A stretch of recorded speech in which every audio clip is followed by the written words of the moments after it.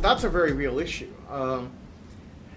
You know, and we'll have to decide what making a living means. Is it Hollywood salaries, or is it what artists have gotten paid in other times and places? You know, there may be more independent artists who make less money than there are stars and star directors, and you know, the scale in which culture gets produced may shift. Although I don't see the big stuff going away.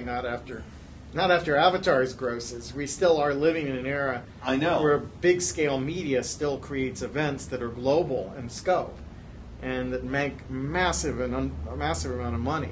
It was interesting to see how quickly Avatar, how that huge stone landed in the lake, made an enormous splash, and how quickly the ripple went out. But then the lake sort of got quiet again. You almost get the feeling that the way the culture the world can absorb information now and wants it, and wants, you know, seismic explosions like this, is infinite. And they could almost take one Avatar a week and handle it. Whereas in the past, a movie that made this big a impact, the resonance would have rippled out for a much longer period of time. You look at Titanic, you know, which is the obvious point of comparison. A decade ago, how much longer it took to make that amount of money, but then also how much deeper the penetration in the culture was, or Star Wars, how prolonged it was, which was really a long echo on Star Wars. It just, you know, and Avatar, it's like, yep, Avatar, great. Now let's have another one. Well, you know, I think the effects. There's several effects we can see. One is that I think it's going to be the jazz singer of 3D. Or the Citizen Kane of 3D, depending on how we look at it.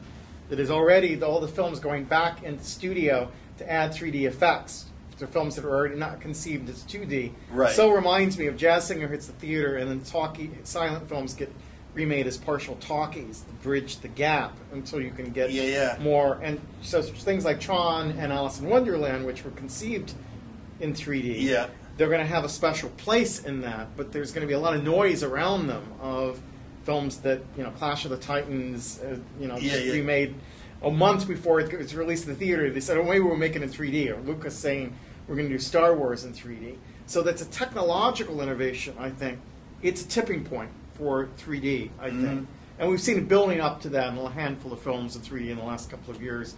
But I think now we're at a critical mass in that. And I think formally it does to 3D what Greg Toland did to deep focus cinematography. That's the comparison I have, because of the way Cameron did the flip, whereas previously 3D projected into the audience and therefore continually reminded us of the gap between the screen and us.